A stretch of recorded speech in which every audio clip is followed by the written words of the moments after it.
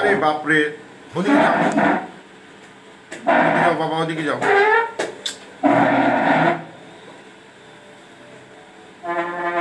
ওদিকে যাও বাবা প্লিজ, আমার ক্লাস এখন ডিস্টার্ব করো না বাবা।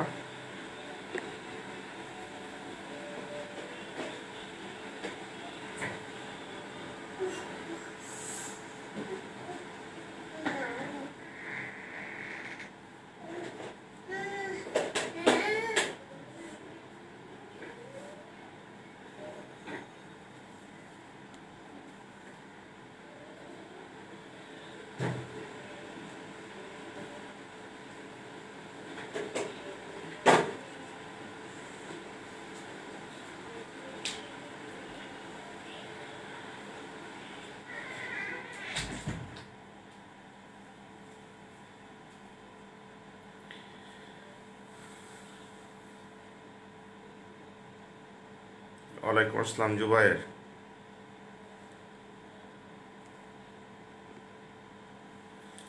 জুবায়ের দেখো তো, সোহাগ স্যারের ফোন দাও, এখনো অনলাইনে ক্লাসে আছে, ক্লাস 10-এ। তো বলো যে টাইম তো শেষ হয়ে গেছে, এখন কালাম স্যারের ক্লাস হচ্ছে, আপনি এখনো ক্লাস দিচ্ছেন কিভাবে? সোহাগের নাম্বার থাকলে বাংলার সোহাগ স্যারের একটু ফোন দাও তো। জুবায়ের ফোন দিয়ে বলো যে স্যারের ক্লাস শুরু হয়ে গেছে, আপনি থাকলে তো হবে না।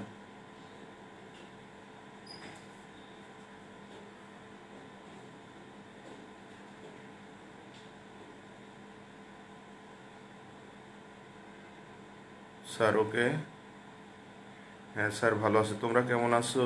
আসসালামু আলাইকুম।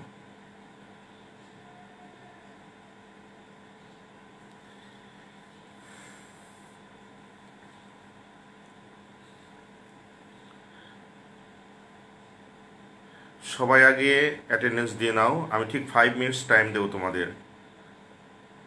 সবাই অনলাইনে আসার জন্য, রেডি হওয়ার জন্য 5 মিনিটস টাইম দেবো। তোমরা এই সময়ের মধ্যে সবাই অ্যাটেন্ডেন্স দাও এবং আমি শুরু করব রেস্ট পার্ট অফ চ্যাপ্টার 12।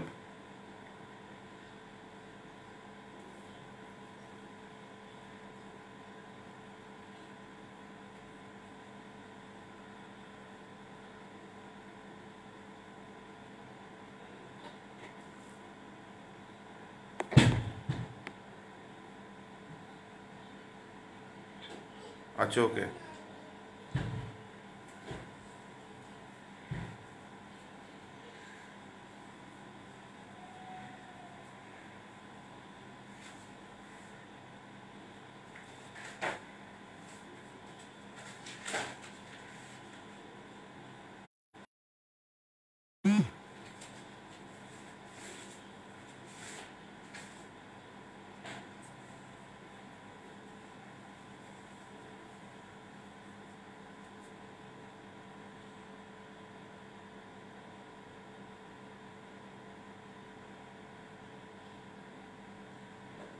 আর কই, মাত্র 18 স্টুডেন্ট অনলাইনে। হ্যাঁ 20। আচ্ছা ওকে।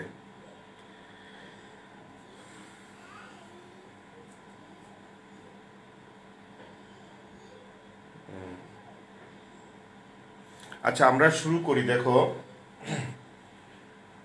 চ্যাপ্টার 12, আমাদের দুইটা ক্লাস হয়েছে চ্যাপ্টার 12 এর উপরে। এখন rest of the part, that is soap and detergent কি, how to prepare soap and detergent, এটা পড়ানো হয়েছে। Basic difference between soap and detergent, but খুব ইম্পর্টেন্ট একটু, এবং বেশ ইম্পর্টেন্ট বটে, এবং একটু ডিফিকাল্ট বলতে একটু বোঝার জন্য একটু বুঝতে হবে।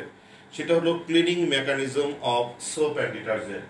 তো আমি তোমাদেরকে এটা লিখছি, ক্লিনিং মেকানিজম অফ, দেখো লেখো, এখান থেকে শুরু করবো, cleaning mechanism of soap and detergent.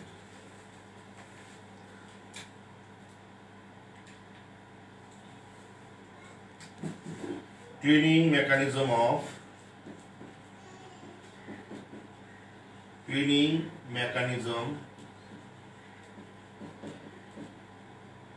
of soap and detergent।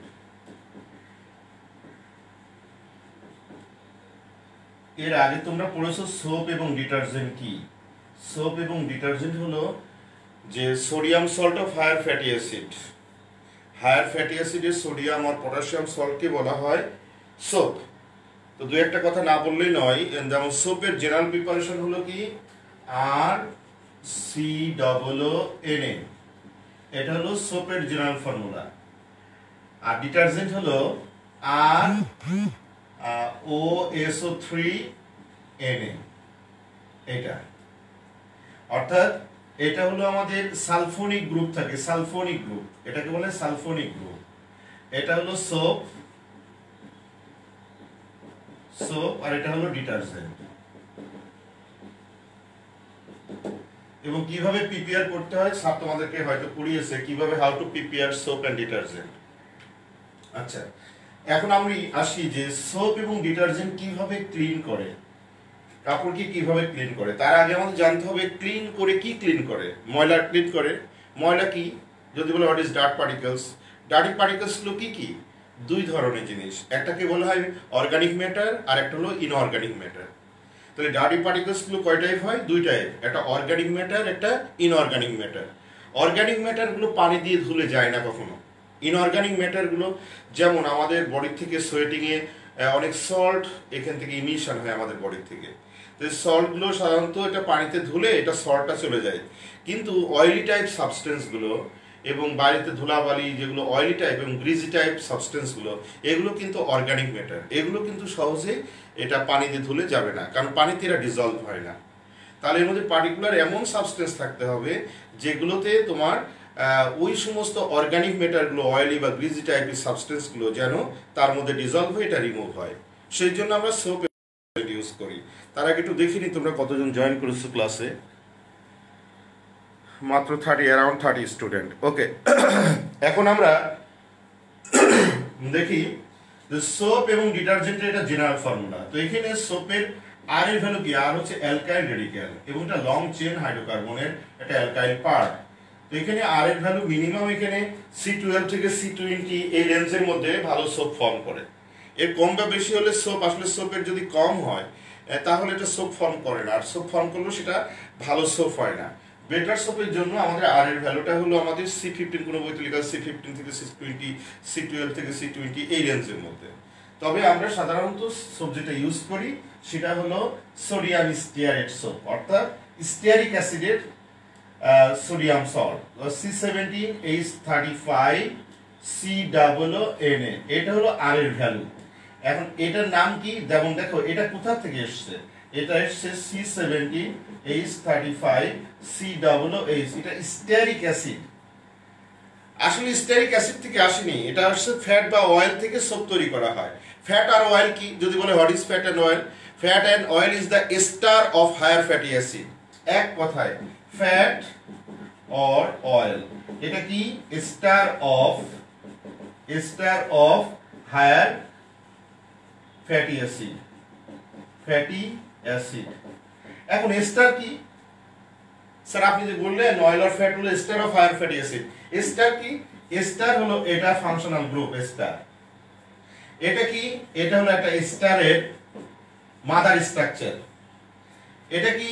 CH3 C17H35 COOCH3, this is called the ester. একটা এক্সাম্পল, এটা হলো মিথাইল স্টিয়ারেট, এটা স্টার। মিথাইল স্টিয়ারেট একটা স্টার, এটা স্টিয়ারিক অ্যাসিড। এখানে যদি এইরকম থাকতো C17H35 COOH, এটা হলো স্টিয়ারিক অ্যাসিড। এটা স্টিয়ারিক অ্যাসিডের স্টার, এটা মিথাইল রেডিক্যাল আছে, একটা স্টিয়ারিক অ্যাসিডের স্টার, তাই এটা মিথাইল স্টিয়ারেট। এটা হলো আমাদের সোপ, এটা হলো স্টিয়ারিক অ্যাসিড, এটা সোপ। আর C17H35 COONA। তো যাক, এত এগুলো এলাবোরেটলি বোঝাতে গেলে অনেক সময়ের ব্যাপার। তো সোপ হলো আমাদের ester of higher fatty, sodium আর potassium salt of higher fatty acid. এখানে আর এর ভ্যালুটা দেখো, এখানে 17 লিখছি।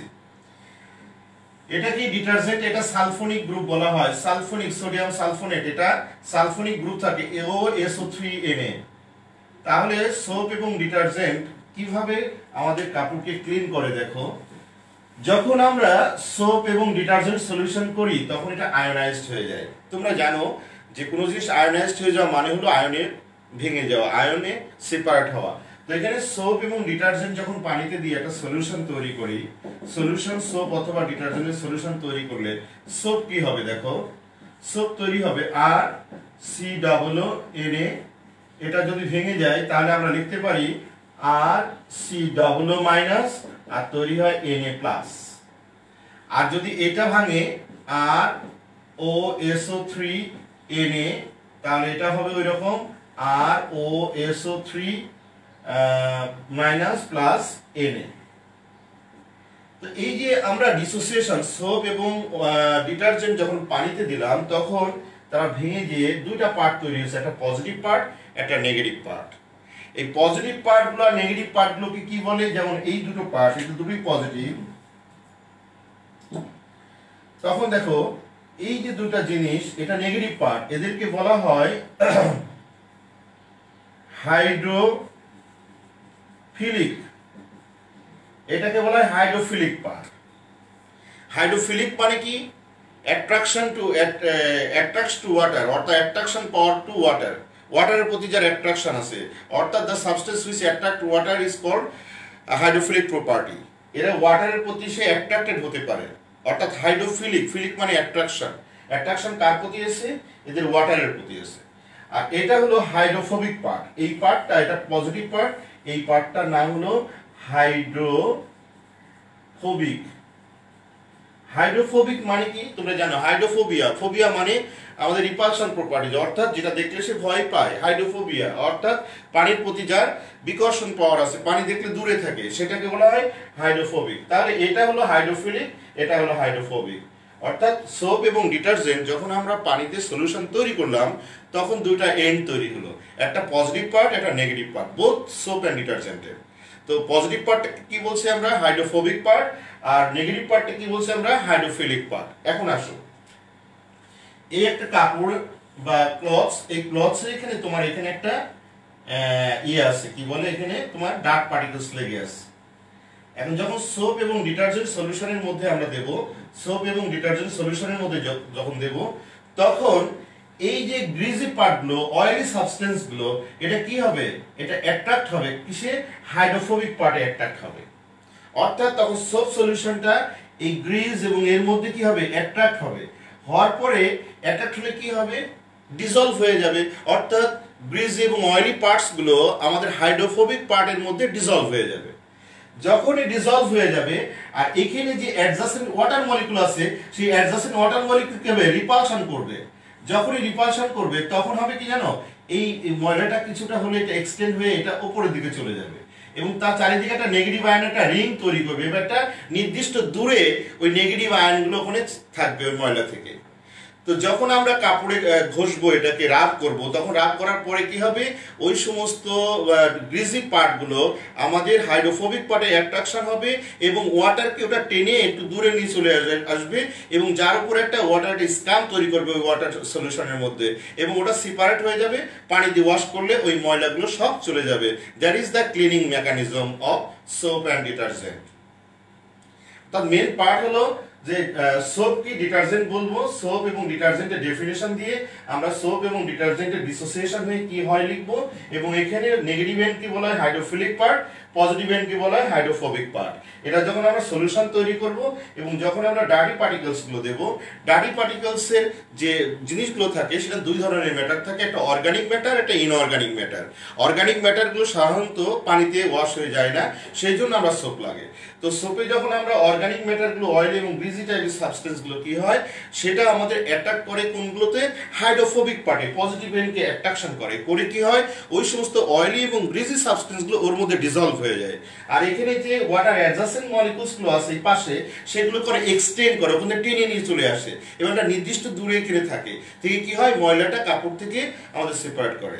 তো যখন আমরা কোনো কাপড়কে রাব করব, রাব করলে ওই ঘটনাগুলো ঘটে, ওর মধ্যে ডিসলভ হয়, হওয়ার পরে কাপড় থেকে ময়লাগুলো ডিসলভ হয়ে আমাদের ওই হাইড্রোফোবিক পার্টে চলে যায় এবং ওয়াটারের উপর একটা স্কাম লেয়ার তৈরি করে এবং এটাকে ওয়াশ করলে ময়লা সহ এখান থেকে চলে যায় এবং ক্লথসটা ক্লিন হয়। This is the mechanism of soap and detergent. এখন তোমরা আমাকে বলো ঠিক মতো বুঝছো কিনা।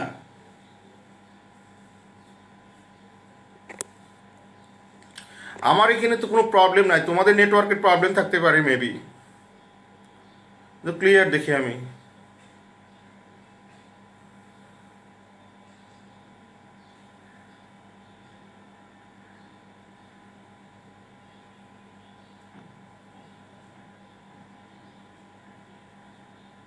এখন ঠিক আছে?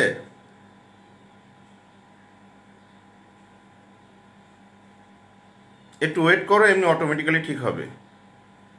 না sir,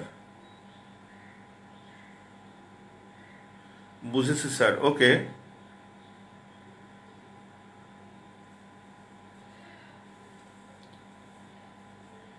yes sir, yes sir, understand. আর কেউ এমনি এখন ঠিক আছে কিনা, স্ক্রিন ক্লিয়ার কিনা একটু আমাকে বলো। জি স্যার, ক্লিয়ার, ওকে। ওয়েট, এখন আসি আমরা যে সোপ অ্যান্ড ডিটারজেন্টের অ্যাডভার্স ইফেক্ট কি।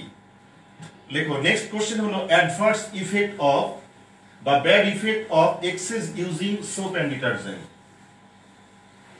ব্যাড ইফেক্ট বা অ্যাডভার্স ইফেক্ট একই কথা। ব্যাড ইফেক্ট, নেক্সট কোশ্চেন ছিল আমাদের bad effect of excess using of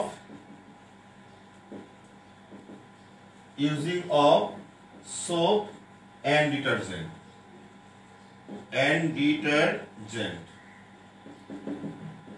bad effect of excess using of soap and detergent। আসলে আমরা তো এক্সেস কখনো ইউজ করি না, আমরা যতটুকু লাগে ততটুকুই মেইনলি ইউজ করা হয়, কারণ টাকা পয়সা খরচ করে তো কেউ এক্সেস ইউজ করে না। তো এখন এক্সেস ইউজ বলতে হয়তো রোজ রেগুলার অনেকেই আছে তেমন ময়লা হয়নি, কিন্তু excess soap and detergent use করে, okay, whatever it is.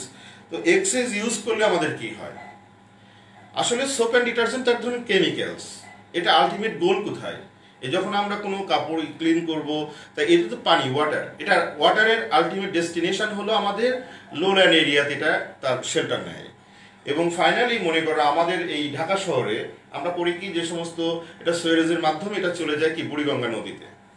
তো আমরা ঢাকা শহরের কথা বাদ দিই, ধরে নাও তোমার এলাকায় তোমরা যে কাপড় আমরা কাছে, সেটা কি হয়, গ্রামে দেখেছি পুকুর বা নদীতে তারা কাপড় কাছে, এবং এখানে যে সোপ অ্যান্ড ডিটারজেন্ট ইউজ করা হয় সেগুলো চলে যায় আমাদের ওই সোপ লেক বা অথবা পন্ডে চলে যায়। গেলে কি হয়, গেলে এক্সেস যখন ইউজ করব তখন কি হবে শোনো, এটাকে একটা অয়েলি লেয়ার তৈরি হয়, অর্থাৎ ওয়াটারের একটা লেয়ার তৈরি, এটাকে স্কাম বলে। অর্থাৎ ওয়াটারের উপরে একটা একদম অয়েলি একটা লেয়ার তৈরি হয়। এই লেয়ারটা প্রথম কাজ করে কি, এটা ওয়াটার বডিতে এরকম একটা স্কাম তৈরি করে, অয়েলি লেয়ার। দেখবা তুমি বাসাতে যখন কাপড় কাচবা তখন দেখবা একটা ওই বালতির উপরে একটা পানির উপরে একটা লেয়ার, একটা অয়েলি লেয়ার থাকে, এটাকে বলে স্কাম। এখন মনে করো যখন পুকুর অথবা রিভারে অথবা লেকের ওয়াটারে যখন এরকম একটা স্কাম তৈরি হবে, প্রথম যে কাজটা হয় সেটা হলো যে এয়ার থেকে যে অক্সিজেন আছে, এই অক্সিজেনটা কিন্তু পানিতে ডিজলভ হয় না। যদি ওয়াটারটা স্ট্যাগনেন্ট হয়, ওয়াটার যদি ফ্লো না হয়, তাহলে ওই ওয়াটারের মধ্যে এয়ারের অক্সিজেন আমাদের পেনিট্রেট হতে পারে না, inhibits the oxygen penetration by the scum. এই স্কাম কিন্তু পেনিট্রেট করাটাকে বাধা দেয়। কেন? আসলে ওই যে বললাম একটা অয়েলি লেয়ার, অয়েলের মধ্যে কোনো পোর্স নাই, অ্যাজ এ রেজাল্ট এটা কি পেনিট্রেট হতে পারে না, প্রথম কথা। তাহলে অক্সিজেন পেনিট্রেশন হওয়ার কারণ কি? ওয়াটারে অক্সিজেন থাকে কেন? তোমরা জানো যে অ্যাকোয়াটিক অ্যানিমেলসগুলো কিন্তু, বিশেষ করে ফিশ, এগুলো কিন্তু তারা ডিজলভ অক্সিজেন নেয় ফুলকার সাহায্যে। এটা ডিজলভ অক্সিজেন নেয়। যদি পানিতে অক্সিজেনের ডিজলভ অক্সিজেনের পরিমাণ না থাকে তাহলে কিন্তু পানি মাছ বাঁচবে না। তো অ্যাজ এ রেজাল্ট কি হলো, সার্টেনলি এটা অক্সিজেন মানে ডিজলভ করাটা থেকে আমাদের দূরে থাকলো এই এক্সেস ইউজ করার পরে, নাম্বার ওয়ান।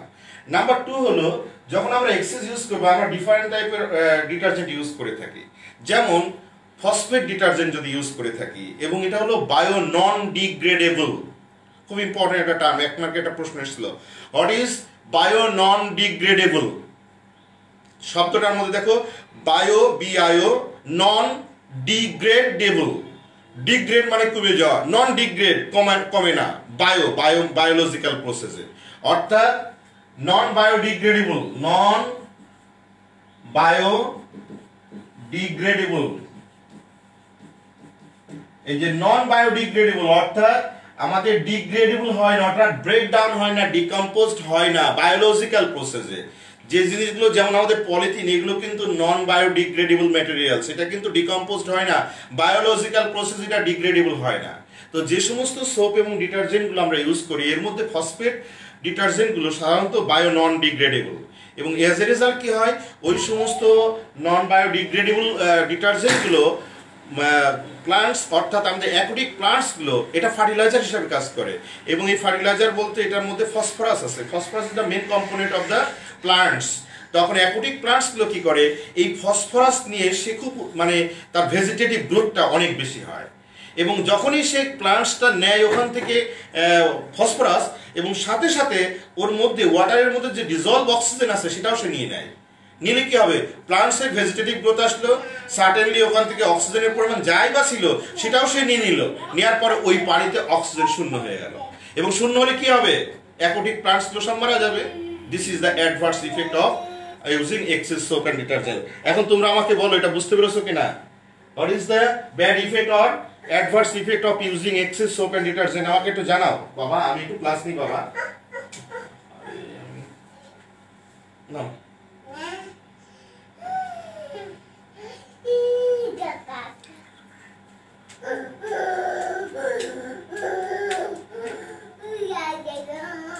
হ্যাঁ, that does not degrade. Very good, Jayed.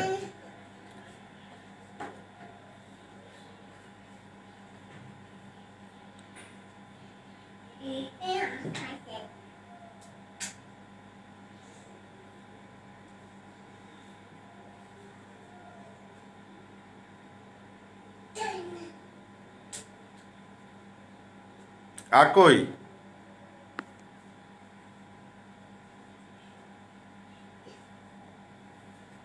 মাত্র 23-24 স্টুডেন্ট, তাই কীভাবে ক্লাস নেব বলো তো?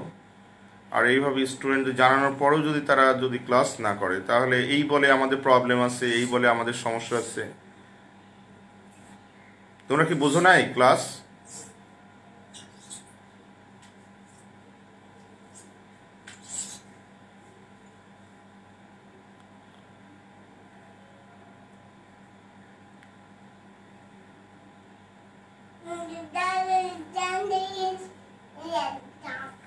আচ্ছা ওকে, এখন আসি আমরা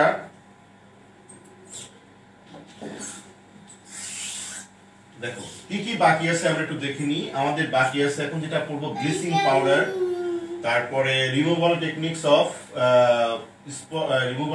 অফ স্পট, আর একটা আছে আমাদের জার্ম কিলার টেকনিক, কিভাবে জার্ম কিল করে ব্লিচিং পাউডার। তো অ্যাবাউট ব্লিচিং পাউডার নিয়ে আমরা একটু পড়াশোনা করি একটু 10 মিনিট। দেখো bleaching powder, bleaching powder bleaching পাউডারটা কি? ব্লিচিং পাউডার তো এক ধরনের জার্ম কিলার। আমরা জানি ব্লিচিং পাউডার সাধারণত এই যে কুরবানির সময় বা ওয়াটার ট্যাঙ্কিতে এটা দেওয়া হয়, এবং এটা কি করে, যেমন আমাদের কুরবানি দেওয়ার সময় কুরবানির পরে বিভিন্ন রক্ত বা বিভিন্ন রকমের প্লাজমা ডিটেক্টর লেগে থাকে, এগুলোকে আমরা ওয়াশ করি এবং আমরা ছিটিয়ে দিই, দিলে কি হয়, জার্ম কিল হয়। এটা একটা জার্ম কিলার হিসাবে ইউজ করা হয়। আর একটা জানো, ব্লিচিং পাউডারটা ইউজ করা হয় স্পট লাগলে, কোনো কাপড়ে বা কোনো দাগ লাগলে এটাকে রিমুভ করার জন্য কিন্তু আমরা ব্লিচিং পাউডার ইউজ করে থাকি। তো বিভিন্ন পারপাজে আমাদের ব্লিচিং পাউডারটা ইউজ করা হয়। এই যে এখন যে করোনা ভাইরাসের কারণে বিভিন্ন বাসাবাড়ির চারিদিকে এবং এরা ব্লিচিং পাউডার স্প্রে করে, এটা সলিউশন করে তো ইয়ে করা হয়। এবং নট অনলি দ্যাট, এটা কিন্তু ওয়াটার ট্যাঙ্কিতে ওয়াটার পিউরিফিকেশনের কাজে এটা অলসো ইউজ করা হয়, কারণ এখানে জার্ম থাকলে ওয়াটারের মধ্যে এটা কিল হয়ে যায়। এখন আসা যাক ব্লিচিং পাউডার। প্রথম দরকার হলো আমাদের ব্লিচিং পাউডারের ফর্মুলা কি। What is the formula?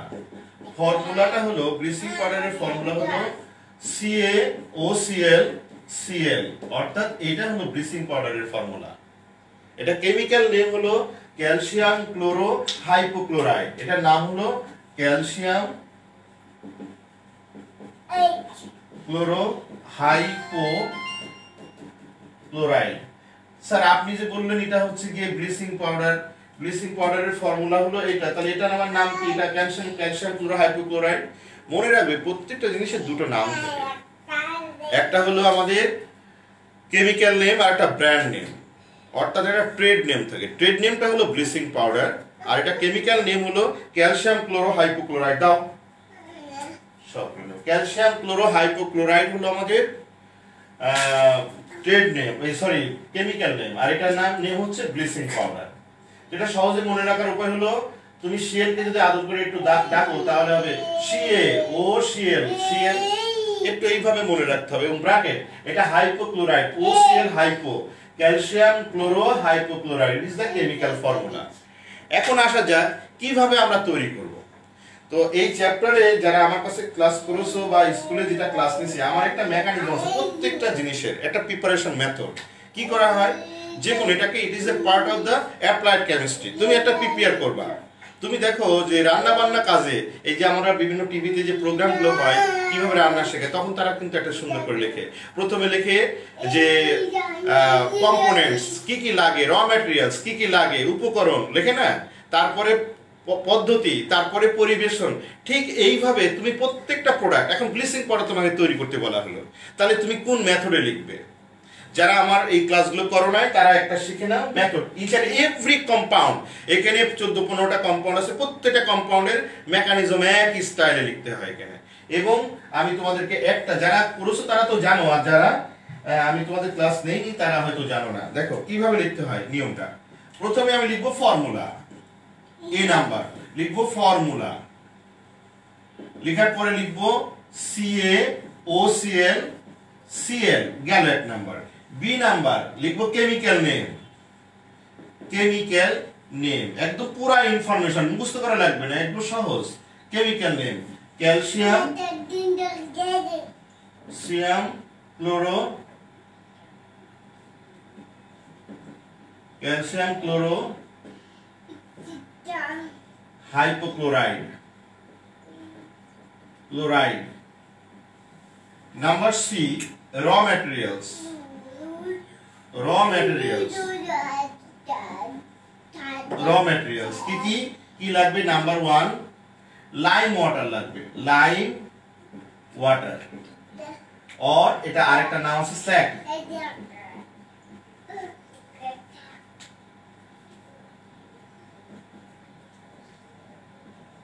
slag lime। এটার ফর্মুলা কি? CaOH2। নাম্বার 2 কি লাগবে? Chlorine gas, chlorine gas Cl2। এবার নাম্বার 4 ডি, প্রিন্সিপল। প্রিন্সিপলটা কি এখানে লিখতে হবে, এবং এই লেখাটা হবে when chlorine gas is passed through, যেমন ক্যালসিয়াম OH2 এটা লাইম ওয়াটারের মধ্যে যখন ক্লোরিন গ্যাস পাস করাবো at 40 degree Celsius temperature, this is the most important part. এটা না লিখলে কিন্তু হবে না। অর্থাৎ when chlorine gas is passed through lime water at 40 degree Celsius temperature to produce bleaching powder, CaOCl, Cl plus water তৈরি হবে এখানে, এটা হবে ব্লিচিং পাউডার, ব্লিচিং পাউডার। এরপরে লিখবো নাম্বার ডি, ই লিখবো ইউজেস।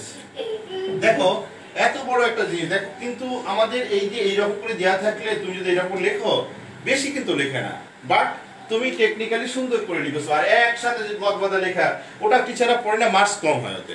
আর যদি তুমি এইভাবে প্রেজেন্টেশন করো তাহলে তোমাকে টিচাররা খুশি হবে যে সে লিখছে। আমি যদি একটা খাতা দেখি আমার 1 সেকেন্ডে খাতাটা দেখা শেষ, লিখছে শুধু আমার এখানে চোখ যাবে ঠিক লিখছে কিনা, র ম্যাটার্স লিখছে কিনা, আমাদের হচ্ছে গিয়ে টেম্পারেচারটা দিয়েছে কিনা, আর রিঅ্যাকশনটা লিখছে কিনা, ডান। আমরা তো এটাই চাই, যখন খাতা দেখতে চাই যত সংক্ষেপে ফুল খাতাটা আমরা বুঝতে পারি এবং সে ঠিক মতো জানে কিনা, এই জানাটা আমরা বুঝতে পারি যে একটা স্টুডেন্ট সঠিক জানছে কিনা। আর যখনই তুমি একটা প্যারাতে হিজি বিজি করে লিখে রাখবো অনেক কিছু, এটা পড়ার সময় টিচারদের নেই, তখন এটা অন এভারেজ মার্কস দিয়ে যাবে। দ্যাট ইজ ওয়াই তোমাকে লেখার প্রেজেন্টেশনটা ইম্পর্টেন্ট, তুমি বেশি মার্কস পেতে গেলে। দেখবা তুমি অনেক জানো বাট তোমার প্রেজেন্টেশন ভালো নাই, নোটের স্টাইল ভালো নাই, কোনো কোটেশন নেই, কোনো হেডলাইন নেই, কোনো কিছু নেই, এখানে মার্কস ডেফিনেটলি কম হবে। এই জন্য লেখার প্যাটার্নটা শিখতে হবে, প্রেজেন্টেশনটা বুঝতে হবে। তো যাও এখানে ফর্মুলা লিখলাম, দেখো কেমিক্যাল নেম লিখলাম, র ম্যাটেরিয়ালস লিখলাম, প্রিন্সিপালটা এখানে একটা স্টেটমেন্টটা লিখলে বেটার হয়। আর এখানে ইউজেস, যেমন এখন ইউজেসটা 1 নাম্বার 2 নাম্বার করে অ্যাট লিস্ট দুটো ইউজেস লিখে দাও। তাহলে ইউজেস কি? ইট is used as a germ killer, it is used to remove spot from our clothes, হয়ে গেল, আর কিছু দরকার নেই। এটা ওয়াটার পিউরিফিকেশন ইউজ করা হয়, বিভিন্ন কাজে এটা ইউজ করা হয়। So this is the bleaching powder. এখন আমাদের ব্লিচিং পাউডার কি, what is bleaching powder and how to prepare, আমাদের এটা ডান। তোমরা এখন বলো, কোনো প্রবলেম থাকলে আমাকে জানাতে পারো।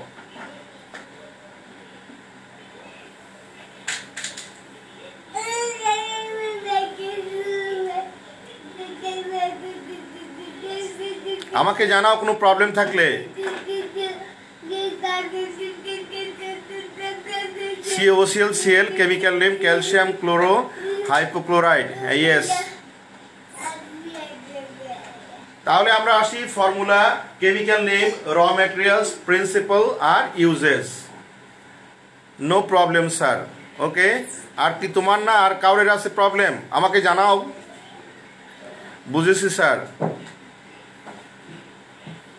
No problem sir.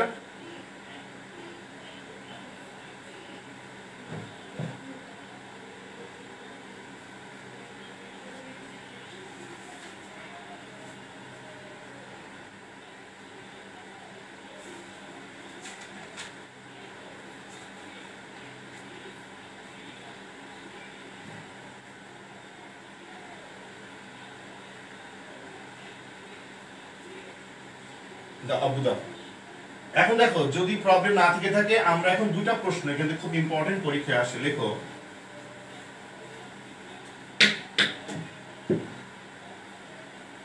Spot removing technique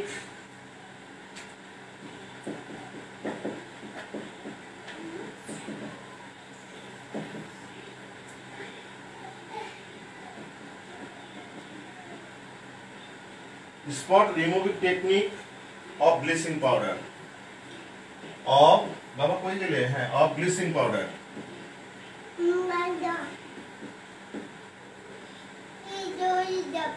of bleaching powder।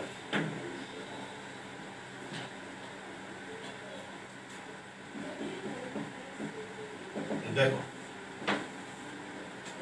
কিভাবে স্পট রিমুভ করে, অর্থাৎ কোনো কালারিং এজেন্টকে সে কি করবে, ডিকালারাইজ করবে। এই তো কালারিং এজেন্টকে ডিকালারাইজ করবে, that is called spot removing techniques. তো যখন আমরা ব্লিচিং পাউডারকে পানির সাথে মিশাবো, দেখো এক নাম্বার রিঅ্যাকশনগুলো দেখো। যখন ব্লিচিং পাউডারকে OCl, Cl প্লাস ওয়াটার, যখন এটার মধ্যে আমরা সলিউশনের মধ্যে এটা ব্লিচিং পাউডারকে পানিতে দেব, পানিতে দেওয়ার সাথে সাথে এটা কি হবে, আমাদের এটা রিঅ্যাকশন হবে, কম্পাউন্ড তৈরি হবে কি, ক্যালসিয়াম হাইপোক্লোরাইড, ক্যালসিয়াম ক্লোরাইড আর hypochlorous acid CaCl2 plus HOCl। এটা hypochlorous acid, hypochlorous acid, hypochlorous acid এটার নাম। আর ক্যালসিয়াম ক্লোরাইড তৈরি হবে। তাহলে এখানে যদি ব্যালেন্স করি CaCl2, ঠিক আছে, আর এখানে HOCl, এটা ব্যালেন্স করলে CaCl2 হয়ে গেল, আর এখানে H2O।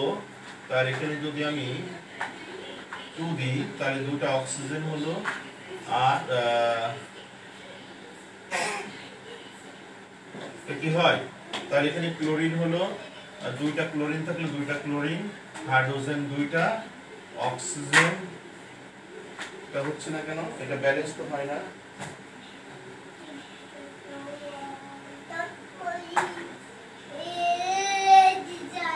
আচ্ছা, ব্যালেন্সের ব্যাপারটা থাক, ব্যালেন্সটা পরে দেখা যাবে। তাহলে এখানে অ্যারো সাইন দাও,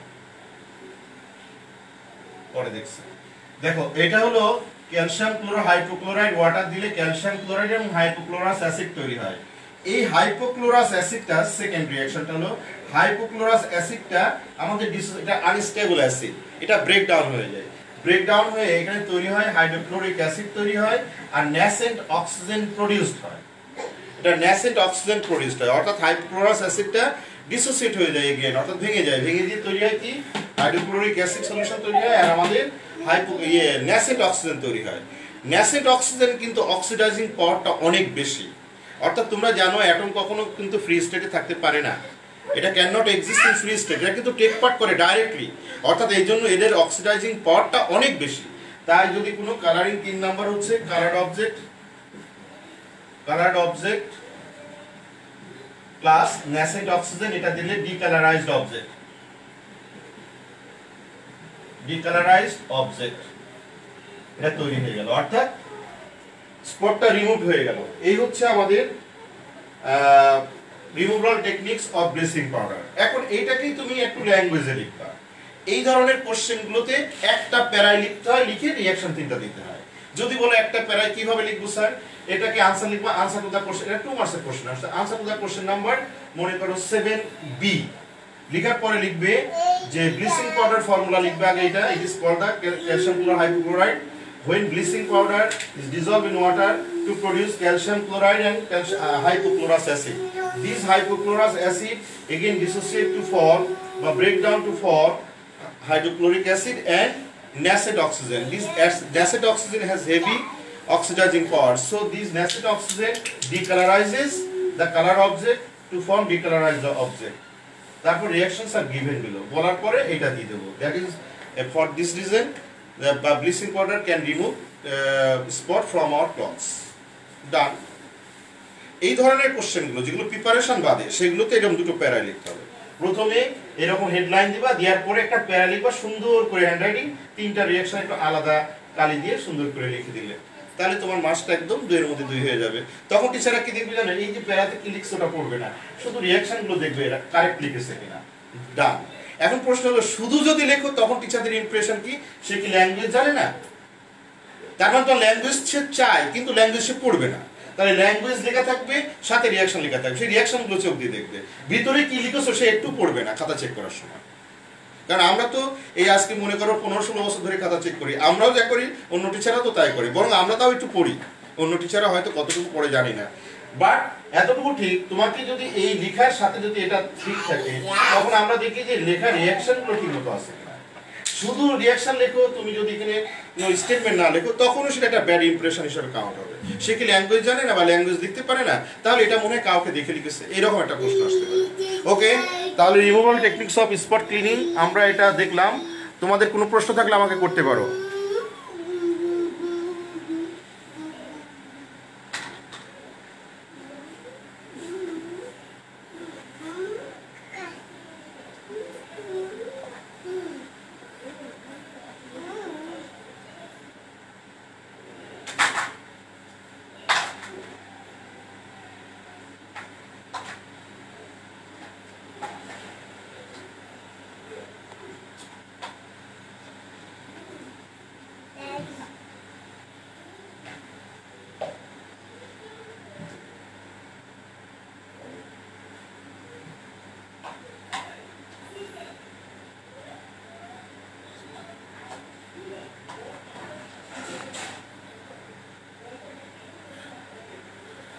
Sir, can you কি লিখছো sir, can you explain number 2 again? Number 2 again হলো যে এটা হাইপোক্লোরাস অ্যাসিড HOCl, এটা ভেঙে দিয়ে হাইড্রোক্লোরিক অ্যাসিড আর ন্যাসেন্ট অক্সিজেন বলা হয় ওটাকে। এই ন্যাসেন্ট অক্সিজেনটা হলো আমাদের খুবই অক্সিডাইজিং পাওয়ার অত্যন্ত হাই, এটাকে কিল করে দেয়।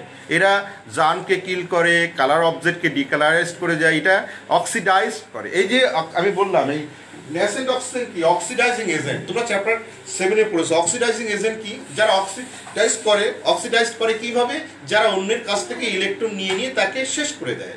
যদি অক্সিডাইজ করা মানে যদি কার কাছ থেকে অক্সিডাইজিং এজেন্টের আরেকটা ভালো আছে, স্ন্যাচার, ইলেকট্রন স্ন্যাচ করে যারা তারা আমাদের অক্সিডাইজিং এজেন্ট। সে করে কি, অন্য ম্যাটেরিয়ালের কাছ থেকে ইলেকট্রন স্ন্যাচ করে নেয়, যখন ইলেকট্রন নিয়ে নেবে তখন সেটা তো নষ্ট হয়ে যাবে।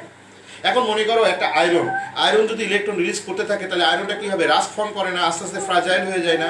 অর্থাৎ অক্সিজেন করে কি, অক্সিডাইজিং এজেন্ট, এরা কি করে, ইলেকট্রন স্ন্যাচ করে অন্যদের কাছ থেকে। তো এখানে কালার অবজেক্টের যে কম্পোজিশন, সেই কম্পোজিশন ম্যাটেরিয়ালের যে কম্পোজিশন, ওদের কাছ থেকে ইলেকট্রন নিয়ে নেয় এই অক্সিডাইজিং এজেন্ট। এই অক্সিজেন তাদের কাছে ইলেকট্রন নেওয়ার ফলে সেটাকে কি করে, এটা নষ্ট করে দেয়, অর্থাৎ ডিকালারাইজড হয়। কেউ একজন লিখেছো স্যার 2 নাম্বারটা একটু এক্সপ্লেন করেন। আমি 2 নাম্বারটা এক্সপ্লেন করলাম।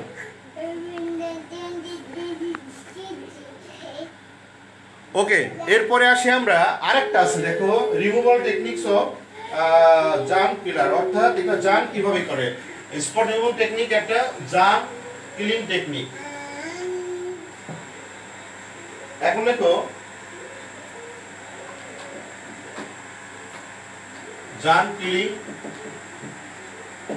টেকনিক কিভাবে জার্মকে কিল করে একদম সেম, একদম সেম, শুধু এই জায়গাটায় আমরা দেব কি জানো, এটা জার্ম প্লাস ন্যাসেন্ট অক্সিজেন, এটা কি হবে আমাদের ডেড জার্মস, ডেড জার্মস।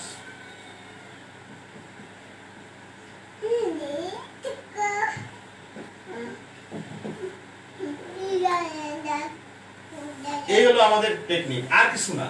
অর্থাৎ এই ন্যাসেন্ট অক্সিজেন জার্মকে কি করে, মনে করো এই যে অক্সিজেন, তোমরা জানো এই সৃষ্টিকর্তা আল্লাহ তাআলা আমাদেরকে যেভাবে বাঁচিয়ে রাখছে, ইউ ক্যান ইমাজিন আমাদের বাঁচার জন্য যে সমস্ত কম্পোনেন্টসগুলো দরকার সেটা কিন্তু এই এনভায়রনমেন্টে আল্লাহ দিয়ে দিয়েছে। যেমন এয়ারের অক্সিজেন 21%, তাই না? যদি এয়ারের অক্সিজেন যদি 100% থাকতো, অক্সিজেন ছাড়া তো আমরা বাঁচি না, যদি এয়ারের অক্সিজেন যদি 100% থাকতো তাহলে আমরা নাও বাঁচতে পারতাম। কেন? কারণ অক্সিজেন এত পরিমাণ অক্সিডাইজ করে, আমরা যে খাবার খাই খাবারকে অক্সিডাইজ করে বলেই তো আমরা এনার্জিটা পাই। এখানে বার্ন করে, খাবারটাকে বার্ন করে, অর্থাৎ এখানে glucose fructose ultimate form of the any foods, এটা ফাইনালি ডিজলভ হয় আমাদের ব্লাডের গ্লুকোজ হিসাবে, এবং ওই ব্লাডের গ্লুকোজের সাথে এই অক্সিজেনটা রিয়াক্ট করে কি তৈরি করে, অক্সিজেন রিয়াক্ট তৈরি করে কার্বন ডাইঅক্সাইড, ওয়াটার ভেপার এবং হিট। এই হিটের কারণে আমরা চলে ফিরে বেড়াই, আমরা কাজ করি, আর এখানে কার্বন ডাইঅক্সাইডটা বেরিয়ে যায়, আর ওয়াটারটা আমাদের এক্সক্রিশন হয় থ্রু কিডনিজ অথবা সুয়েটিং এর মাধ্যমে এক্সক্রিশন হয়, হোয়াটএভার ইট ইজ। তো এখানে আমাদের অক্সিজেন করে কি, অক্সিজেন অক্সিডাইজিং এজেন্ট। এই অক্সিডাইজিং এজেন্ট যখন আমাদের জার্মের তো বেশি লাইফ ইয়েটা অত শক্ত না, এটা জার্ম করে কি, জার্মকে সে অক্সিডাইজ করে, মেরে ফেলে। এটা হলো আমাদের যে germ killing technique of the bleaching powder. অর্থাৎ মেন যে জিনিসটা সেটা হলো ন্যাসেন্ট অক্সিজেন প্রডিউস করতে হবে, এবং ব্লিচিং পাউডার সেটাই করে, এটা ন্যাসেন্ট অক্সিজেন প্রডিউস করে। এই ন্যাসেন্ট অক্সিজেন করে কি, জার্মকে কিল করে। এটা হলো আমাদের ক্লিনিং মেকানিজম, একদম সেম জিনিস, একদম সেম রিঅ্যাকশন। জাস্ট এখানে জার্ম লিখবা, ওখানে লিখবা আমাদের লিখছো তোমরা ওখানে কালারিং অবজেক্ট, আর এখানে লিখবা জার্ম, আর কোনো কিছু না। অর্থাৎ সেম ল্যাঙ্গুয়েজ হবে। এখানে শুনতে পাচ্ছ জার্মস আর kill by nascent oxygen too and it is used as a germ killer, হয়ে গেল। এখন দেখো তাহলে হোয়াট ইজ ব্লিচিং পাউডার, যদি পরীক্ষার জন্য মনে করে একটাই পড়ছো তোমরা আজকে, হোয়াট ইজ ব্লিচিং পাউডার, তারপরে cleaning mechanism of bleaching powder, cleaning mechanism of bleaching powder না, এটা হচ্ছে যে removal techniques of spot from our clothes, আর একটা হলো germ killing techniques of bleaching powder. এই তিনটা কোশ্চেন অ্যাটলিস্ট পারো কিনা। এবং পড়লাম adverse effect of soap and detergent, আর একটা বললাম cleaning mechanism of soap and detergent. আমি 5টা কোশ্চেন পড়িয়েছি। এখন কারোর কোনো কনফিউশন থাকলে আমাকে বলো। ডু হ্যাভ এনি প্রবলেম এই 5টা কোশ্চেনের মধ্যে?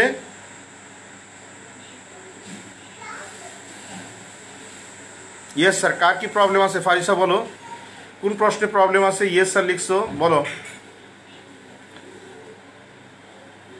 আমানতুল, ইফাত, ফারিসা বলো তোমাদের কোন প্রশ্নে প্রবলেম আছে?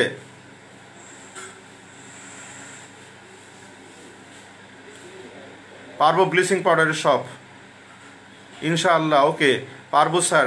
নো স্যার, না স্যার পারবো নাই, সেটা বলিনি। আচ্ছা পারবো স্যার। ওকে, তাহলে আমরা নেক্সট কোশ্চেনে চলে যাই। এর পরের কোশ্চেন হলো গ্লাস ক্লিনার।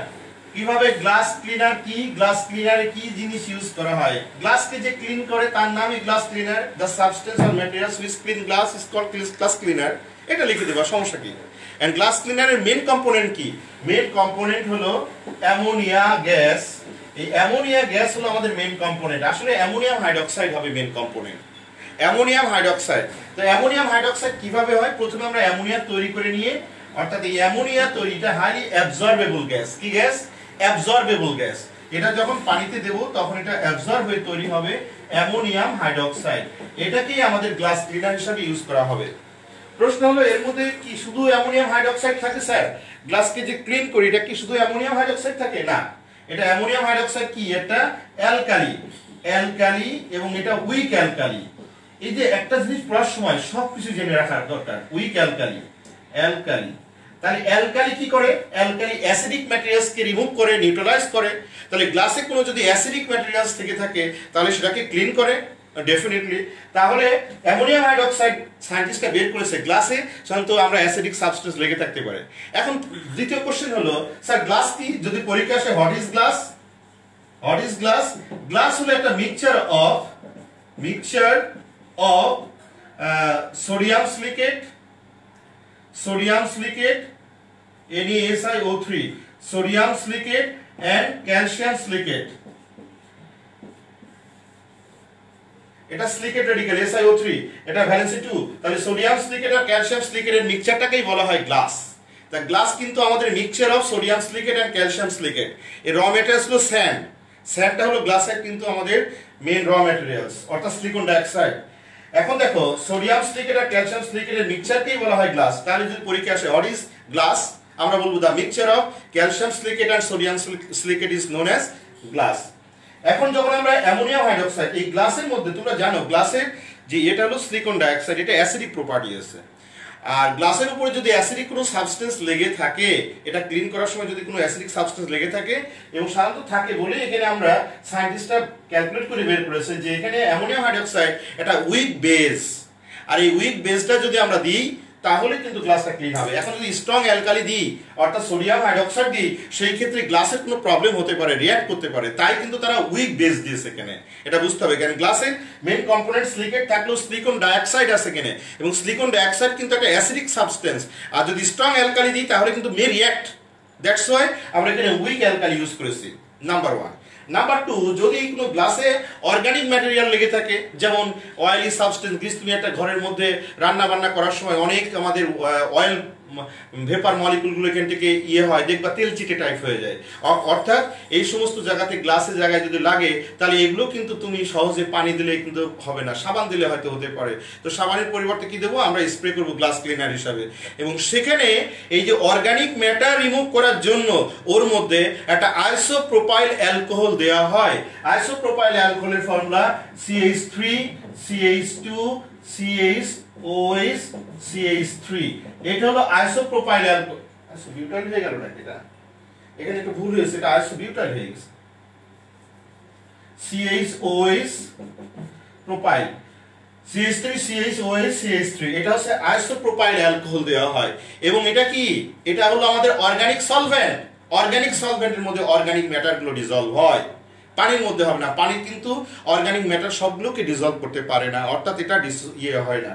এই জন্য এর মধ্যে আমরা গ্লাস ক্লিনার হিসাবে আমরা অ্যামোনিয়াম হাইড্রোক্সাইডের মধ্যে এইগুলো আমরা দিই, কারণ এটা কোনো মেন কম্পোনেন্ট না। মেন কম্পোনেন্ট হচ্ছে অ্যামোনিয়াম হাইড্রোক্সাইড। তো অ্যামোনিয়াম হাইড্রোক্সাইডের মধ্যে এইগুলো দেওয়া হয় যদি গ্লাসে কোনো অর্গানিক ম্যাটেরিয়াল অথবা অয়েলি অথবা গ্রিস টাইপ কোনো সাবস্টেন্স থেকে থাকে, তাহলে সেইগুলো কিন্তু এই সমস্ত কম্পোনেন্টস দ্বারা এটা কিন্তু রিমুভ হতে পারে। সো দিস ইজ দ্য আমাদের কি বলে গ্লাস ক্লিনার। এখন গ্লাস ক্লিনার তৈরি করতে গেলে তাহলে ওই যে প্রিপারেশন কিভাবে গ্লাস ক্লিনার তৈরি করব, তাহলে প্রথম কাজ থাকবে যে গ্লাস ক্লিনার কি। Glass cleaner is the substance which clean the glass is called the glass cleaner. The main components of glass cleaner is ammonium hydroxide, that is solution of ammonia. Solution of ammonia is known as the ammonium hydroxide, and it contains the some isopropyl alcohol which is organic matter and dissolve the organic matter of the glass. Glasses oily type substance are removed by the organic matter like isopropyl alcohol. এটা লেখার পরে আমরা preparation করব, and how to prepare। এই প্রিপারেশনের মধ্যে আমাদের প্রথম যে টার্গেট থাকবে যে ওই রকম যে ফর্মুলাটা কি, তাহলে আমি যদি লিখি A number formula, 1 number formula ammonia solution equals to or লিখতে পারো অ্যামোনিয়াম হাইড্রোক্সাইড, এর মেইন কম্পোনেন্ট। নাম্বার 2 কি, 2 নাম্বার হচ্ছে যে র ম্যাটেরিয়ালস হিসেবে কি লাগে জানো, নাম্বার 1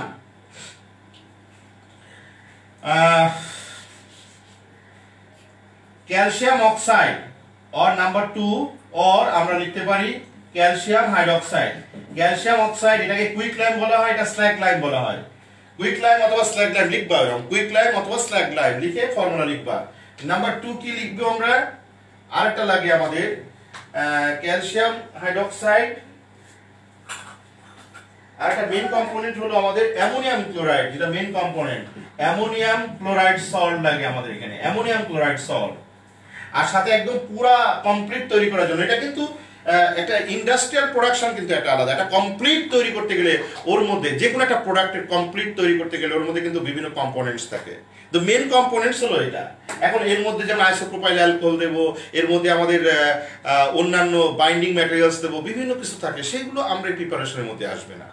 আচ্ছা, এনিওয়ে, যেমন সোপ কিন্তু একটা মেন কম্পোনেন্ট একটা, এর মধ্যে কিন্তু আমার অনেক কালারিং ম্যাটেরিয়ালস আছে, তারপর এখানে স্মেল প্রপার্টিজ আছে, এগুলো বিভিন্ন জিনিস দিয়ে তার প্যাকেজিং ম্যাটেরিয়ালস আছে নিয়ে একটা কমার্শিয়াল সোপ তৈরি করা হয়। কিন্তু এখানেও ঠিক এরকম গ্লাস ক্লিনারের মধ্যে এখানে যে আমরা ইউজ করবো আইসোপ্রোপাইল অ্যালকোহল, আরও কিছু জিনিস ইউজ করবো, কালারিং এজেন্ট ইউজ করবো, সেগুলো কিন্তু আমাদের আলাদা ম্যাটার। আমাদের মেন কম্পোনেন্টটা আমরা এখানে তৈরি করতে চাচ্ছি।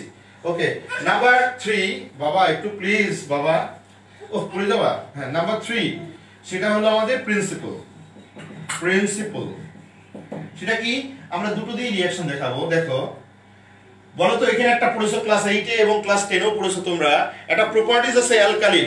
when alkali reacts with any ammonium salt to produce ammonia gas, দেখো তো পড়েছো কিনা। when alkali reacts with any ammonium salt to produce ammonia gas, so this is the alkali also, it is a base, এটা dissolve করলে alkali হয়ে যায়। তাহলে calcium oxide যখন অ্যামোনিয়াম ক্লোরাইডের সাথে রিঅ্যাক্ট করা হয় তখন কি হয়, আমাদের অ্যামোনিয়া গ্যাস প্রডিউসড হয়। প্রশ্ন হলো অ্যামোনিয়া গ্যাস কিভাবে তৈরি হয়, মনে রাখবে এই পার্টটা মিলে অ্যামোনিয়া গ্যাস এন্ড ওয়াটার তৈরি হয়, আর বাকি পার্টটা ক্যালসিয়াম ক্লোরাইড এটা ব্যালেন্সের বিষয় হয়ে গেল।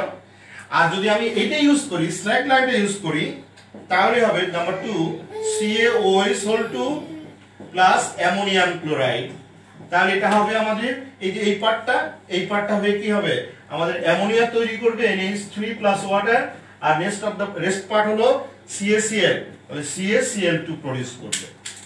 এই যে আমরা অ্যামোনিয়া তৈরি করলাম, তাই না, এই অ্যামোনিয়াটাই যখন আমাদের পানিতে ডিসলভ হয়ে যাবে, হাইলি অ্যাবজর্বেবল গ্যাস, এবং তৈরি হয়ে গেল অ্যামোনিয়াম হাইড্রোক্সাইড। তাহলে আমরা তৈরি করলাম main components of glass cleaner, ammonium hydroxide. এখন তোমাদের এটা জানাও আমাকে, কতটুকু শিখলে গ্লাস ক্লিনার কি, গ্লাস ক্লিনারের মেন কম্পোনেন্ট কি, গ্লাস ক্লিনারে আর আদার কি কম্পোনেন্ট থাকে, আইসোপ্রোপাইল অ্যালকোহলের ফর্মুলা কি, এগুলো এমসিকিউ হিসাবে আসতে পারে।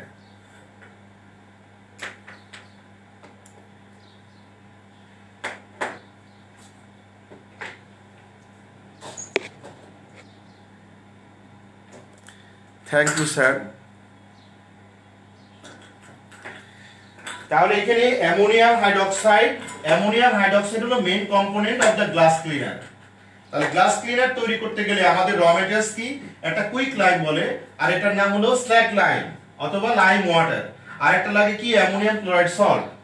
আবার বলি প্রিন্সিপালটা কি, আমি দুটো দিয়েই আমি রিঅ্যাকশন দেখাচ্ছি। এখানে যখন লাইম অর্থাৎ কুইক লাইম রিঅ্যাক্ট করবে কি অ্যামোনিয়াম হাইড্রোক্সাইড, তার আগে বলে নেওয়া ভালো, একটা রুলস আছে অ্যাসিড বেস ব্যালেন্স রিঅ্যাকশন যেটা পড়েছো, অ্যালকালি যদি রিঅ্যাক্ট করে এনি অ্যামোনিয়াম সল্ট, সেটা হতে পারে ammonium chloride, ammonium sulphate, ammonium phosphate, whatever it is, যদি এনি অ্যামোনিয়াম সল্টের সাথে রিঅ্যাক্ট করে তাহলে তৈরি হয় অ্যামোনিয়া গ্যাস। রিঅ্যাকশনটা কি দেখো, অ্যালকালি থেকে ও আসবে বা OH আসবে, আর অ্যামোনিয়াম সল্ট থেকে অ্যামোনিয়াম আসবে, এই দুটো মিলে তৈরি হয় অ্যামোনিয়া আর ওয়াটার। বাকিটা কি ক্যালসিয়াম ক্লোরাইড, এটা ব্যালেন্সের বিষয়, যেহেতু ক্যালসিয়াম ভ্যালেন্স 2 ক্লোরিনের 1, তাহলে ক্যালসিয়াম ক্লোরাইড হলো। এখানেও সিমিলারলি ক্যালসিয়াম হাইড্রোক্সাইড এটাকে লাইম ওয়াটার বলে। অ্যামোনিয়াম ক্লোরাইড যখন রিঅ্যাক্ট করে তখন দেখো এই ক্যালসিয়াম হাইড্রোক্সাইড অ্যামোনিয়া এটা রিঅ্যাক্ট করে অ্যামোনিয়া আর ওয়াটার প্রডিউস করে, বাকি ক্যালসিয়াম ক্লোরাইড এখানে তৈরি করলো। তাহলে এই অ্যামোনিয়া যে তৈরি হলো অলরেডি এর মধ্যে সলিউশনে অ্যামোনিয়াম হাইড্রোক্সাইড হয়ে গেছে, যেহেতু এর মধ্যে ওয়াটার আছে। তাই অ্যামোনিয়া গ্যাসকে আমি আলাদা করে দেখালাম, ammonia gas highly absorbable gas, এবং পানির সাথে রিঅ্যাক্ট করে অ্যামোনিয়াম হাইড্রোক্সাইড প্রডিউস করলো, এবং এই অ্যামোনিয়াম হাইড্রোক্সাইড হলো আমাদের main component of glass cleaner. তাহলে যদি বলা হয় what is glass, glass is a mixture of calcium silicate and sodium silicate, mixture of calcium silicate and sodium সিলিকেটের মিক্সচারকে গ্লাস বলা হয়। What is glass cleaner, the substance which clean the glass is called glass cleaner, এক কথা লিখে দিবা। তারপর how to prepare glass cleaner, আমরা ঠিক এইভাবে লিখবো, প্রথম লিখবো formula ammonia solution that is ammonium hydroxide, পরে লিখবো র ম্যাটেরিয়ালস, কি লিখবো এখানে স্পেলিং করে লিখবে ক্যালসিয়াম অক্সাইড, এটার নাম কুইক লাইম, অথবা ক্যালসিয়াম হাইড্রোক্সাইড এটার নাম কি বলা হয় লাইম ওয়াটার অথবা স্ল্যাগ লাইম। 2 নাম্বার হলো ammonium salt like ammonium chloride salt. তারপর লিখবো প্রিন্সিপাল, এখানে স্টেটমেন্ট লিখবে, আমি আগেই বলেছি স্টেটমেন্ট লিখবে, লেখার পরে রিঅ্যাকশন লিখে এটা করবে। সো এখন ইউজেস কি, ইট is used as glass cleaner, number 2, এটা কোন কাজে ইউজ করা হয়? ইট is used in laboratory reagent. একটা কথা মনে রাখবা কেমিস্ট্রিতে, যখন তুমি পারতেছো না ইউজেস, একটা চোখ বুঝে একটা লিখে দেবা, it is used in laboratory. এটা common dialogue, it is used in laboratory. আসলে ল্যাবরেটরিতে অলমোস্ট সব ধরনের রিয়েজেন্ট আমরা ইউজ করি, সব ধরনের কেমিক্যালস ইউজ করি। তো কোনো জিনিস যখন পারতেছো না, ইউজেস আর মাথায় আসছে না, তখন একটা লিখে দিবা, আন্দাজে হলেও লিখে দিবা, ইট ইজ ইউজড ইন ল্যাবরেটরি। মনে থাকবে? তাহলে অলরেডি আমরা যে গ্লাস কি, গ্লাস ক্লিনার কি, আরেকটা জিনিস মাথায় রাখবা, গ্লাস ক্লিনারের মধ্যে অ্যানাদার কম্পোনেন্ট যেটা থাকে সেটার নাম আইসোপ্রোপাইল অ্যালকোহল। প্রশ্ন হলো পরীক্ষা আসে, why isopropyl alcohol is used in glass cleaner? আমরা বলবো in glass contain some greasy or oily substance and these are the organic matter and these are not dissolved by the ammonium hydroxide. That's why these are removed by the organic solvent like isopropyl alcohol. That is why you use isopropyl alcohol. এখানে কোশ্চেনের তো কোনো শেষ নেই, question তো different ফর্মে আসতে পারে। একটা প্রশ্ন ওর মধ্যে আসছে যে আইসোপ্রোপাইল অ্যালকোহল ইউজ করা হয়, এখন প্রশ্ন আসতে পারে না why isopropyl alcohol is used in glass cleaner? হ্যাঁ, ডেফিনেটলি আসতে পারে। তখন তুমি এটা বলবা যে আইসোপ্রোপাইল অ্যালকোহল একটা অর্গানিক সলভেন্ট, এন্ড এখানে অয়েলি বা গ্রিজি টাইপ সাবস্টেন্স অর্থাৎ অর্গানিক ম্যাটারগুলো ওই আইসোপ্রোপাইল অ্যালকোহলের মধ্যে ডিজলভ হয় এবং এটাকে ক্লিন করে। আচ্ছা, কেউ যদি প্রশ্ন করে যে why the main component of the glass cleaner is ammonium hydroxide, why not sodium hydroxide, why not potassium hydroxide? Because it is a alkali and calcium oxide, magnesium oxide, sodium hydroxide, potassium hydroxide is also an alkali. Why these are not used as a glass cleaner? Why this is used as glass cleaner? সেখানে প্রশ্ন আসতে পারে যে glass কি? Glass হলো calcium silicate and sodium সিলিকেটের mixture, এবং এটার র ম্যাটেরিয়ালস হলো silicon dioxide, that is silica, এবং silicon dioxide acts as an acidic components. তাই যদি মানে স্ট্রং অ্যালকালি ইউজ করি, it may destroy the glass. এই গ্লাসের যে নামের গ্লাসের যে উপরে সারফেসটাকে সে হয়তো রিয়াকশনের মাধ্যমে নষ্ট করে দিতে পারে, আমি বলেছি পারে। এই জন্য আমরা সাধারণত স্ট্রং অ্যালকালি ইউজ করি না। আর স্ট্রং অ্যালকালির আরেকটা প্রবলেম হলো, এটা কিন্তু সহজে সরাসরি আমরা ইউজ করতে পারি না, এটা কিন্তু আমাদের স্কিনকে আমাদের নষ্ট করে দেয়, এটা আমরা সহজে হ্যান্ডেল করতে পারি না, এটা কিন্তু হাইলি কোরোসিভ প্রপার্টিজের মধ্যে। এই জন্য আমরা সাধারণত স্ট্রং অ্যালকালি যেখানে কোনো প্রোডাক্ট তৈরি করার জন্য পার্টিকুলারলি ওটা লাগবে, সেখানে ছাড়া আমরা কিন্তু সহজে স্ট্রং অ্যালকালি ইউজ করি না। ওকে, আমি সমস্ত ধরনের কোশ্চেনের আনসার তোমাদেরকে দিয়ে দিচ্ছি। এখন তোমরা আমাকে বলো যে তোমাদের কোনো প্রবলেম আছে কিনা গ্লাস ক্লিনার নিয়ে।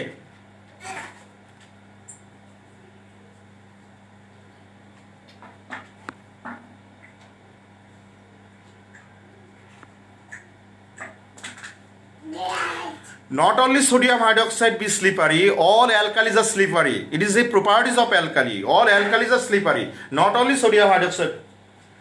All alkalis are slippery. Sodium alkalis has the slippery properties. হ্যাঁ, কারণ বেশি কারণ কম, বাট সবারই আমাদের স্লিপারি প্রপার্টিজ আছে।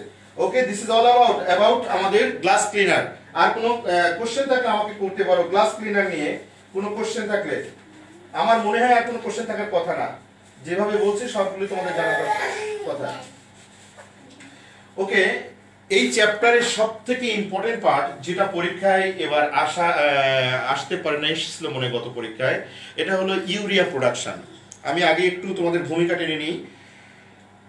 আমাদের দেশটা হলো এগ্রিকালচারাল কান্ট্রি, এবং তোমরা জানো এই যে করোনা ভাইরাসে একমাত্র ভরসা কিন্তু এগ্রিকালচার ছাড়া পেটে ভাত না থাকলে আমরা ওই মোবাইল ইউজ করবো কি? আর ওই তোমার মনে করো এখন তুমি টাকা আছে, তুমি চাল কিনতে বসছো, যদি চালই না থাকে তাহলে টাকা দিয়ে কি হবে? হ্যাঁ, কিছু হবে? তোমার ভাত কিন্তু খেতে হবে। মোবাইল তুমি 5 দিন না চালাও, তুমি টিভি 10 দিন না দেখো, কোনো প্রবলেম নাই, কিন্তু পেটে কিন্তু ভাত দিতেই হবে। দ্যাটস ওয়াই এখন এই করোনা ভাইরাসের একদম মেন যে ইয়েটা এগ্রিকালচারাল কমোডিটিস, এগ্রিকালচার প্রোডাক্টগুলো যদি আমরা না পাই, টাকা থাকলেও নেই পৃথিবীতে, উধাও হয়ে গেছে, কেউ প্রোডাকশন করছে না, কোথায় থাকবো আমরা বাঁচবো না। So agriculture components of agriculture কমোডিটিসের মধ্যে আমাদের একটা জিনিস হলো আমাদের ফার্টিলাইজার। এর মধ্যে একটা ইম্পর্টেন্ট ফার্টিলাইজার হলো ইউরিয়া। ইউরিয়া ফার্টিলাইজার আমরা 3 ধরনের মেনলি ফার্টিলাইজার ইউজ করে থাকি। একটা ইউরিয়া ফার্টিলাইজার, একটা হলো এমওপি মিউরেট অফ পটাশ, আর একটা হলো ট্রিপল সুপার ফসফেট। অর্থাৎ মিউরেট অফ পটাশ থেকে গাছ পটাশিয়াম অ্যাবজর্ব করে, ইউরিয়া থেকে নাইট্রোজেন অ্যাবজর্ব করে, অ্যান্ড ট্রিপল সুপার ফসফেট থেকে ফসফরাস সে এক্সট্রাক্ট করে ওখান থেকে। এবং এই 3টা হলো মেজর আরেকটা আছে সালফার। এই 4টা মেজর কম্পোনেন্টস অফ দ্য প্ল্যান্টসের জন্য। তো এখানে ইউরিয়াটা হিউজ ইউজ করা হয়। অ্যান্ড ইউরিয়া তৈরি করতে গেলে আমাদের দেশে 17টা ইন্ডাস্ট্রি আছে মোস্ট প্রবলি। আমি যতটুকু আমরা সেই সময় যা পড়েছিলাম, নতুন করে হয়েছে কিনা জানি না, তবে 17টা ইন্ডাস্ট্রি আছে যেখান থেকে ইউরিয়া ম্যানুফ্যাকচার করা হয়। এবং যে 17টা ইন্ডাস্ট্রি আছে সেগুলো সব যেখানে ন্যাচারাল গ্যাস পাওয়া যায় সেই সমস্ত জায়গাতেই, যেমন আমাদের পলাশ ইউরিয়া কারখানা, ফেন্সগঞ্জ আমাদের ইউরিয়া ফার্টিলাইজার ইন্ডাস্ট্রি রয়েছে। তো যেখানে সাধারণত গ্যাস পাওয়া যায়, ন্যাচারাল গ্যাস পাওয়া যায়, সেই সমস্ত জায়গাতেই কিন্তু আমাদের ইউরিয়া ফার্টিলাইজার ইন্ডাস্ট্রিগুলো গড়ে উঠেছে। প্রশ্ন হলো তাহলে এই যেখানে ন্যাচারাল গ্যাস পাওয়া যায়, কারণ ন্যাচারাল গ্যাসকে একটা কম্পোনেন্টস মানে র মেটেরিয়ালস, হ্যাঁ ডেফিনেটলি ন্যাচারাল গ্যাস থেকে কিন্তু আমরা ইউরিয়া তৈরি করি। প্রশ্ন হলো স্যার ইউরিয়ার ফর্মুলা কি আর ন্যাচারাল গ্যাসের ফর্মুলা কি, ইউরিয়ার সাথে কোনো রকম মিল আছে কিনা, বা ইউরিয়া ন্যাচারাল গ্যাস থেকে কি নেওয়া হয়? দেখো ইউরিয়ার ফর্মুলা হলো, তোমরা জানো এই রিঅ্যাকশনটা লিখি, অ্যামোনিয়াম সায়ানাইড CNO। এটা অ্যামোনিয়াম সায়ানাইড, এটা ইনঅর্গানিক ম্যাটার। যখন হিট দেওয়া হয় তখন তৈরি হয় H2NCO NH2। বাবা আর একটু সময় দাও বাবা, 10 মিনিট, 10 মিনিটস। থ্যাংক ইউ বাবা, আসার সময় হয়ে গেছে। তারপরে দেখো প্লিজ, সময় হয়ে গেছে, আমি একটু দেখি। তাহলে এটা অ্যামোনিয়াম সায়ানাইড, এটা ইউরিয়া, এটা হলো ইউরিয়ার ফর্মুলা। আর ন্যাচারাল গ্যাসের মেইন কম্পোনেন্ট হলো মিথেন। তোমরা পড়েছো চ্যাপ্টার নাম্বার 11-এ যে আমাদের দেশে যে ন্যাচারাল গ্যাস পাওয়া যায় তার 100% মিথেন। ওকে, তাহলে এর সাথে এই কম্পোনেন্টে কি নিয়ে যেতে পারে চিন্তা করো তো দেখি। এখান থেকে এটা তৈরি করব, তার মানে কি এখানে হাইড্রোজেন নিয়েছি আমরা, এখান থেকে কার্বন আছে এর মধ্যে ডেফিনেটলি, আর কি আছে? নাইট্রোজেন নেই। এই নাইট্রোজেন দেবো এয়ার থেকে, এয়ারে তো অ্যাভেলেবল নাইট্রোজেন আছে। তাহলে মেইন কম্পোনেন্ট কি? মেইন কম্পোনেন্ট হচ্ছে ন্যাচারাল গ্যাস। নাম্বার 2 কি? নাম্বার 2 হচ্ছে নাইট্রোজেন ফ্রম এয়ার। আরেকটা কি আছে? Oxygen. It is also from the air. তাহলে কত ইন্টারেস্টিং। তাহলে দেখো আমরা এয়ার থেকে অক্সিজেন নেব, এয়ার থেকে নাইট্রোজেন নেব, আর ন্যাচারাল গ্যাস থেকে কার্বন এবং হাইড্রোজেন নেব। হ্যাঁ, প্রশ্ন হলো কিভাবে রিঅ্যাকশন করে বের করা হয় সেটা ডিফারেন্ট ম্যাটার, বাট আমাদের main component of the urea, অর্থাৎ as raw materials of urea আমরা নেব ন্যাচারাল গ্যাস এবং এয়ার থেকে নাইট্রোজেন এবং অক্সিজেন। তো আসা যাক, আমার তো সময় শেষ হয়ে গেছে, আমি কি করাবো বলো তো দেখি। সময় তো অলরেডি 1 ঘন্টা হয়ে গেছে। এখন এটা পড়াতে আমার আধা ঘন্টা লাগে। ইউরিয়া প্রিপারেশন, ম্যানুফ্যাকচারিং, ফ্লোশিট, একদম যেভাবে পড়ালে এটা বিশাল আকারে করতে পারতাম, কিন্তু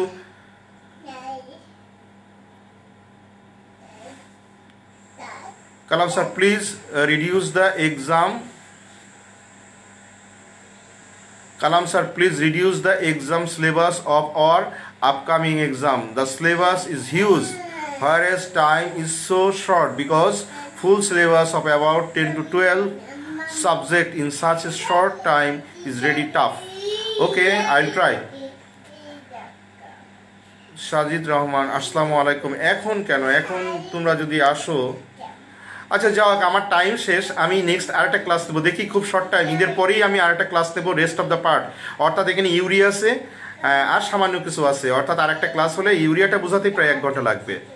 তো আমি ইউরিয়াটা নোট করে দেবো। তো বেস্ট অফ লাক। তোমরা আসলে, আমি একটু কষ্ট পেয়েছি, তোমরা অন্তত 30-32 জন ম্যাক্সিমাম এসছে একটা ইয়েতে।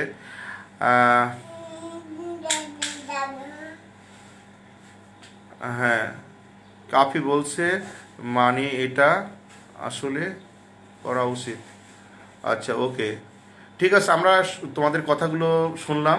তোমাদের কথাগুলো আজকে আমরা ভিডিও কনফারেন্সে আমরা সাথে সাথে কথা বলবো, বলার পরে আমরা দেখি একটু রিডিউস করা যায় কিনা। আর সবচেয়ে বড় কথা, সিলেবাস যাই হোক না কেন তোমরা পড়তে থাকো না। তোমাদের তো সব শেষ হয়েছে, তোমাদের তো সব পড়ানো হয়েছে, বলো এমন কিছু নাই পড়ানো হয়নি। ইভেন তোমরা যদি ঈদের পরে বলো স্যার 1টা না 3টা 4টা 5টা ক্লাস নেন আমাদের, আমরা নেব। ঈদের পরে তার রোজা থাকছে না, তখন তুমি রাত 10টার সময় ক্লাস করো, রাত 9টার সময় ক্লাস করো, রাত 11টার সময় ক্লাস করো, তাই না? তাহলে কোনো প্রবলেম নাই। ওকে, বেস্ট অফ লাক, তোমাদের সাথে আবার দেখা হবে, এবং এই পর্যন্ত তোমরা ভালো থাকবে। আর সবচেয়ে বড় কথা, নিজেকে সুরক্ষিত রাখার জন্য তোমার যে স্বাস্থ্যবিধি যেগুলো কথা বলা হয় বারবার, সেগুলো ফলো করবে। আর সবার আগে চিন্তা করো যে স্কুল কলেজ যতদিন বন্ধ থাকুক না কেন, সেটা বন্ধ আছে, ওকে, এখন আমাদের নিষেধাজ্ঞা আছে, কিন্তু তোমার পড়াশোনা যেন বন্ধ না থাকে। তুমি তোমার কাজ করে যাও, এবং এই ফাঁকে যে তার নিজের প্রতি সচেতন হবে সেই কিন্তু লাইফে গেইন করবে। এবং মনে রাখবে, অনেকেই অবহেলায় তারা গা ভাসিয়ে দিবে, তারা পড়াশোনা করবে না। বাট তুমি এর ফাঁকে যত বেশি পড়বে তত তোমার নলেজ ডেভেলপ হবে, তুমি ইন ফিউচারে ভালো জায়গায় চান্স পাবে, ভালো রেজাল্ট করবে, তারপরে স্কলারশিপ পাবে, এবং একটা লাইফ, একটা স্কলারশিপ, একটা ভালো জায়গায় চান্স, এটা কিন্তু একটা স্বপ্নের মতো। এটা কিন্তু তোমাকে আরও এনকারেজ করবে, তোমার ভবিষ্যতের দিক নির্দেশনা হিসাবে কাজ করবে। সো আশা করি তোমরা সেই কাজগুলো করবে। এই পর্যন্ত তোমরা ভালো থাকবে। তোমরা সবাই, সামনে ঈদ হয়তো কালকে হতে পারে, পরশু হতে পারে, নট শিওর। তো তোমাদের ঈদের সবার অগ্রিম শুভেচ্ছা জানালাম, এবং তোমরা আমাদের জন্য দোয়া করবে, দেশবাসীর জন্য দোয়া করবে, পুরা মানব জাতির জন্য দোয়া করবে। আমরা সবাই সবার জন্য দোয়া করি। আল্লাহ হাফেজ, আসসালামু আলাইকুম।